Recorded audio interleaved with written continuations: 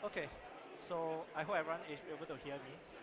Um, Now, in the era of the power of data, right? So we know that we are in the era where data is power, of holding great power, and of course, data science is assumed a pivoting role, right, in transforming the technological landscape. It leads to the advancement and the developments of AI and as well as machine learning. All right, it kind of like leads to transformations of industries, and of course, it leads into um, transforming how our approach towards solving problems. So, good afternoon, everyone. I'm Wei Sun from SUTD Academy. Um, and here to delighted to stand here to actually present to you or to discuss about how to kickstart a career in data science. All right. All right. It's basically an interdisciplinary field with three components over here: the computer science, the domain knowledge, as well as the math and statistics. Why is that so? All right. When we look into machine learning algorithms, the equations, the formulas, right? All this actually leads to requires the foundations of math and statistics. Okay. And of course, with big data, we need to process big data. We need computer science, the help of computer science, and domain knowledge. Right, it's important to know the contextual understandings of the analysis that we are doing. Right, and that's the reason why these three are important in data science. Now let's look at some of the use case. Um, HDB online um, valuations, right? So we're looking at the resales transactions on online portal from HDB. Basically, it incorporates automated valuations, all right? And basically, it helps to have an approximate annual saving of $2 million, all right, in valuation fees, and for around 19 resales fed buyers, right? So this data is actually gotten from GovTech. So how they actually do this, right? So basically, they incorporate or they employ machine learning to look into or to assess the resales transactions and to check whether if it requires valuations or not.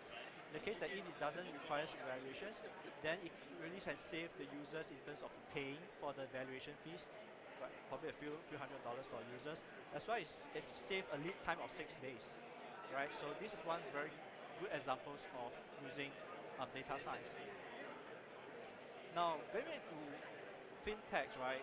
So Bank of America, basically they make use of data science or to try to analyze data such that they're able to meet the demand for the equities capital markets, right? In short, we call it ECM. Right, so what exactly it does is that basically it's an AI deal predictions system. Um, so they basically try to understand the relationship between the deals and also the investors. So traditionally, the bankers um, will based on their domain knowledge, right? Meaning says that the finance expertise as well as their industrial expertise, together with the relationship with the investors, right? They will match the deal with um, the investors, or rather, they will try to identify those very potential investors um, in that interested in the deal. But of course, with this system in place, it do an automatic scanning or matching of the deal, basically the investors and the deals. All right, and of course with quite a very good accuracies, right? 80% percent accuracies, right? This is based on the articles that I read, right? And I think 80% is pretty good for the machine learning models already. Now, of course, now let's look at how these examples actually incorporates, the domain knowledge, the math statistics, as well as the computer science that we talk about. Now, looking at this as particular examples, the experts actually take on or try to clean up about 150 million data points. All right, and these data points consist of traditional historical data sets of the deals, the ECM deals, the investors' profile, and so on and so forth, right? So they actually need to clean this thing up. But can you imagine that you need to have a very deep understanding of the ECM markets in order to clean up all this data. So that's where actually domain knowledge comes in, right? That's where domain knowledge comes in. Of course, next, looking at 150 million points, all right? You can't calculate using manually, right? You can't manually calculate it. You need to use the power of computers to help you to achieve that. And that's the reason why the computer science comes in this case. It's basically a disciplines that look into computers and computational systems. So you need a software, tools, and programming to actually help you to process the big data efficiently. Of course, the next one, we have algorithms to drive predictions. All right, these algorithms actually requires math, statistics to do that, right? To form up that kind of equation so that we can systematically analyze the data. All right. Now, of course, there's different roles in data science, and I believe there's more out there as well. But these are the 4 common roles that we are looking at, and in the discussion today. Right? We have the business analyst. So basically, they are basically looking into analyze the data to identify the business needs. All right, and to align the solutions, or they propose the solutions such that it can meet the business goal. Right, so for business analysts, it's really more on the, they're basically looking into the macro data, high levels data in this case, and they are more business oriented as compared to data analysts. Right, so basically they are looking into the more micro, so as more low levels details in this case, and they basically analyze the data to identify actionable insights as well as to support the decisions making. Right, so they really look into the day-to-day operations, right? As compared to the business analyst. So you kind of think of it like business analyst and data analyst both actually analyze data, but just that the business analyst looks more towards the business side of the data, whereas data analyst looks more towards the data side of the data, right? In this case. So they are more technical as compared to the business analyst. Next, of course, business engineers as well. In the case that if organizations or you come to organizations where there are database, that's the work of data engineers as well. So they basically design, construct, test, as well as maintain the data architectures, or sometimes we call the data pipeline, so that for those data users, they are able to use the data, and basically they build a system to empower data users. Right, so this actually plays a very important role in the whole data science as well. All right, lastly, we have the data scientists as well. Right, so you look at the data scientists, analyze data to build predictive models to support future decisions making. Now, data scientists will be more technical as compared to data analysts. They probably at the level of able to develop their own algorithms, or they can invent a new algorithms, they can write papers on that. So they have very deep understanding of the statistical models or the predictive models, right? So that they can able to use that to resolve or to solve more complex data, or to get insights from more complex data. Right, so that's the priority. Of course, the input business analysts looking into business case. Again, they are business oriented. They produce or generate business case that, or basically process models as well to guide the companies to achieve their organization goal. Whereas for data analysts, they usually look into gather the data, clean the data, make sure that it's of good quality, and of course generate into reports, visuals, discuss with the relevant departments to see whether if it helps or to give some recommendations, insights for the day-to-day operations. All right, and of course data engineers, basically their output will be the infrastructures, right? The data infrastructures that store the data. Next, data scientists, machine learning models for predictions, for recommendations, to have informed business decisions, right? More towards the future kind of directions where the company will go. Data scientists. Now, audience-wise, now for data analysts, they really need to. Sometimes we call them. We need them as a bridge between the non-technical and technical. So they actually collaborate with non-technical teams and technical teams, right, focus on how to make sure that they are all in the same page. They understand the solutions that able to solve or to align with the organization goal.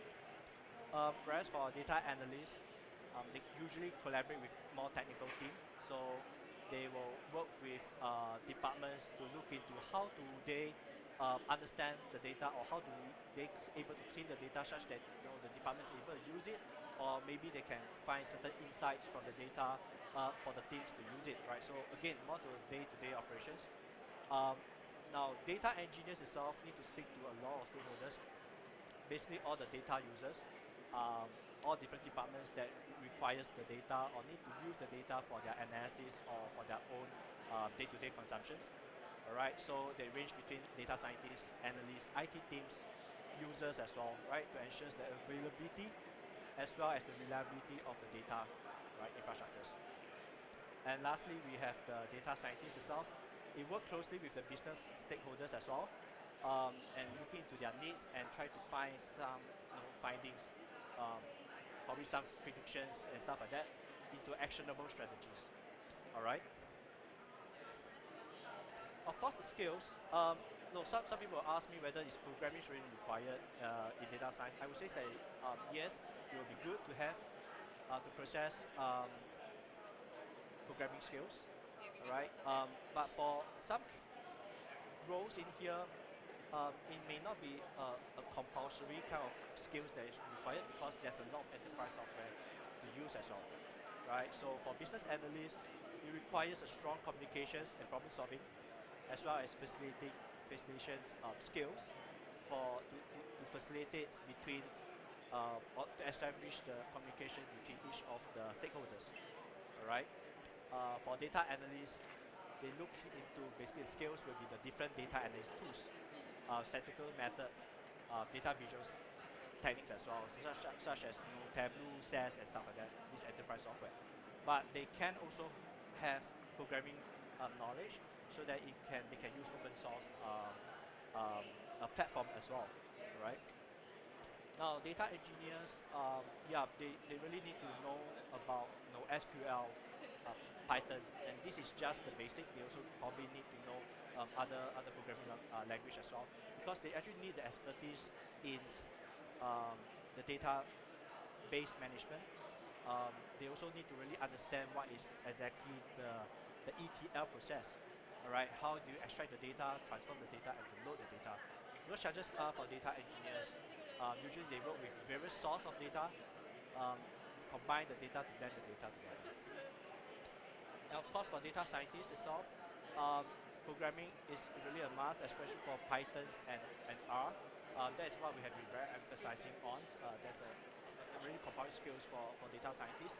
And they really knows, as I mentioned, they really knows, understand the mechanism behind the statistical analysis, all right? The mechanism behind the machine learning, right? Such that they're able to fine tune the models and stuff like that.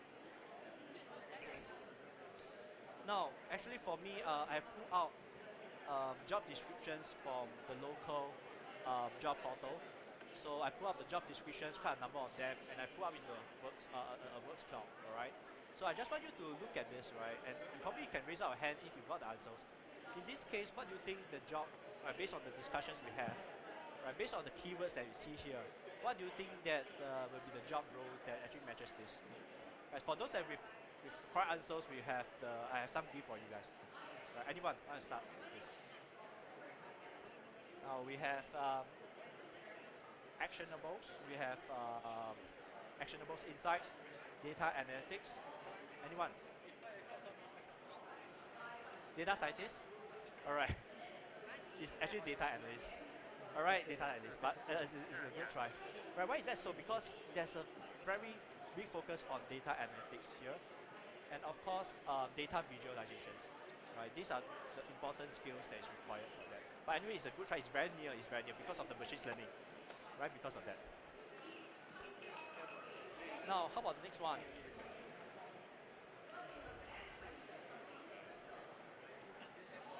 Data engineers, correct. All right, so this is data engineers. Right. Thank you. Right. Because of the data pipeline, just like I mentioned, right, they need to maintain the data architectures, and data pipelines is really one of them, right? And data engineers is like so obvious in there. Right. Next, data scientists. Right. Correct.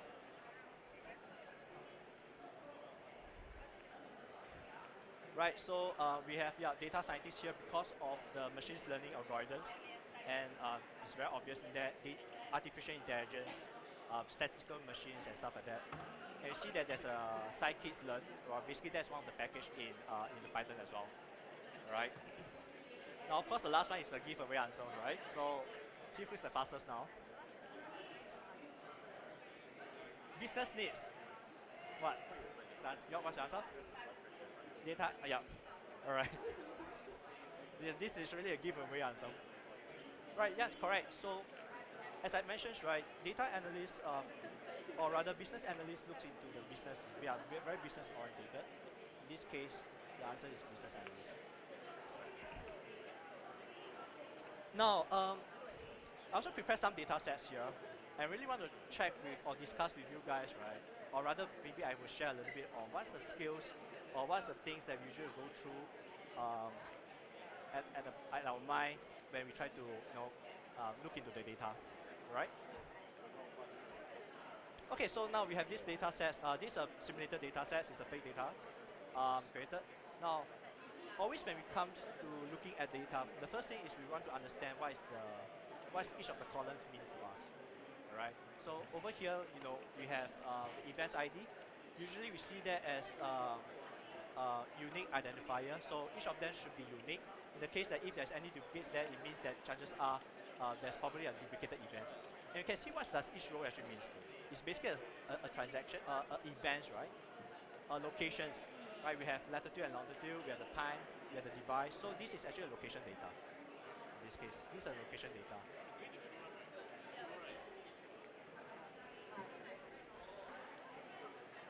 Right, and then we will check, right, why explore the data quality of this, and chances are we need to know the data, we need to understand the characteristic of the data before we went in to clean up. So the first step of looking at the data is not always to clean it, but to understand where to clean. Right, so now the first question always we'll look into, okay, is if there's any missing values in here. Okay, so actually we can see that there's two of them. It's very obvious, right? In the row for the events 20 as well as the 22. Right, there's missing values. So what usually we do with missing values in this case? Do we delete away, or what thing we do? All right. So whenever we look at missing values, or maybe there's outliers in terms of the data sets, the very first thing is to perform some kind of investigations to why exactly this happens.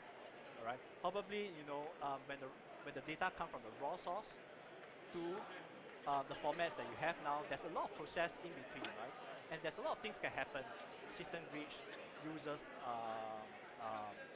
typos errors as well, something like that. So we really need to find out so that we're able to probably input the informations in there and to fill up rather than just delete away, because data points are important and it's valuable for us, right? But of course, we will look at this. There's no way for me to find out why exactly so, and I believe that this is system glitch, so that need to be deleted away. Of course, the next thing is to check whether if there's any inconsistency in the formats, right? This is so important, right? And I think we can see very good examples over here. In terms of latitude and longitude, obviously we can see that there's a date time over here. This is something wrong, and this is actually very usual, especially when we try to process or transform the data. Sometimes maybe the data source, they have changes their schema, they have changed their columns names and stuff like that. And down the pipeline, we are not informed, and kind of like when we try to load the data, actually the data can go into different columns, right? Given from this event. And chances are, usually you see this, the rest of the rows probably will have the same thing as well, right? So in this case, we know that there's something wrong, and maybe something that I need to discuss with the data engineers as well. And there, right? What is exactly the inconsistencies for this? Is basically sometimes there's difference in terms of the decimal places as well. So when we look at it, we know that they are perfectly fine. But sometimes from the system point of view, and especially if you convert these numbers to text, to string, the system might see this as a different values, all right, as compared to the rest. So it's very important to make sure that even the decimal places are exactly the same as well. Now, is there any duplicated rows in here? Right. Now I have the last gift, right? Anyone want to give it a try, right? Look at this thing. Of course, when we're processing the data sets, we do have computers to help us. But right now, because given that this is a very small data set, let's see. Right? Any duplicated events? 1, 2, right? Yes, correct. So 1, 2. So even though the event IDs are different, but you can see that in terms of the rest of the columns, they are exactly the same. Thank you. They are exactly the same. Right. So for duplicated events, right, usually that we have to clean this up. Right? Probably we have to delete away. And not just that, we also have one more, which is the row 22 as well, the event ID 22 as well. Right, because if you have to, if you clean it up and you realize that no, they're supposed to be in the same decimal places, you can see that actually is a duplicate between 22 as well as 23 as well. All right. Now, is that all? Right, after we have done all the cleaning, trying to understand the inconsistency and clean up the duplicates as well. And you realize that, okay, maybe you think that the data is good, but sometimes you need visuals to help you, need some charts to help you to see whether if the data is okay or not. All right, and of course, just now we are looking at location data, and we can map that into a map that looks something like this.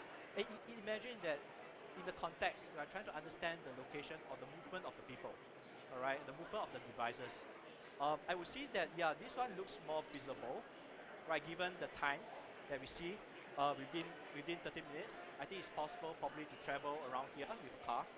But given that it's a 30 minutes to travel to here, something like this, it seems a bit weird, right? So sometimes it could be an input of system bridge that generates some data that is not supposed to be there. So in this particular case, when I look at this data from this visual, I will know that the one in the orange is something that I probably might want to investigate or I might want to remove it away. So eventually, right, these are the data sets that I will be getting, right, from such many rows, instances we have. This is all I can work with. So now this is important to understand, right, in the sense that you might have a lot of instances in your data sets, but the thing is, if you try to clean it up, you might realize that you might not have enough for your data analysis, and this is the time whereby you need to go in to see whether if you can gather more data for this, and you can see the reductions in the data sets here.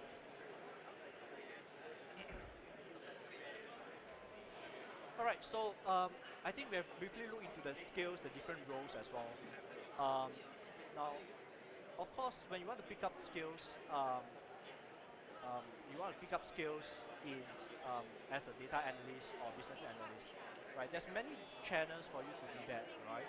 Of course, self-paced learning is definitely flexible. Meaning says that you can attend a course at your own free time, right? At your own pace. Of course, it's suitable for diverse learners. There's learners from different countries, right? Different backgrounds and stuff like that.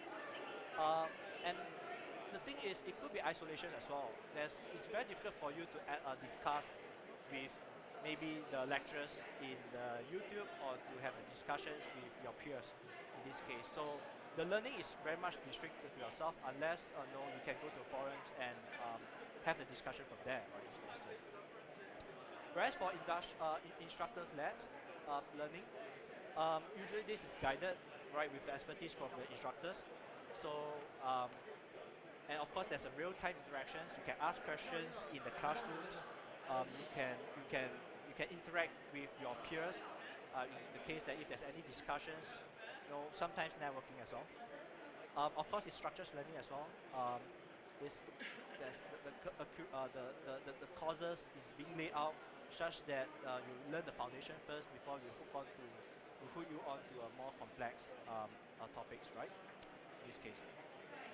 And with that, I'm coming almost to the end of my presentations. I just want to share from SUTD Academy, we do offer a range of modular masters. And if you are interested in acquiring skills in data science, we do have 6 modules over here. Foundation of data science, data storytelling with visualizations, that's where you learn tables and Power BI. Relational database and management system, right, that is RDBMS, right, you learn about the database and how you design the database. Data wrangling preparations, just I think we did a little bit by using our visuals, right, without any tools. Of course, data validation and statistical analysis, and data modeling, right, data science modeling with programming. Right, so now, of course, this you do not need to follow you do not need to follow from the start, right? You do not need to start from foundation of data science and so on and so forth. You can look at what's your interest and comes in, and you can take that out. There's no restriction on there's a particular sequence for you, but of course, if you complete a certain certain modules, you will be awarded with certs, grad certs. Or if 3 modules, there will be a grad certs in foundation of fundamentals in data science. That's the first 3 modules. For the last 3 modules, we'll be looking into grad certs in data analytics. Of course, if you complete both, or complete both grad certs, or you complete the 6 modules, you'll be awarded with modulars master's certification in data science. Right? If you have any, if you are interested, this is a QR code to scan. And at this point in time, I just want to check whether if there are any questions for me. Any questions on what I presented so far?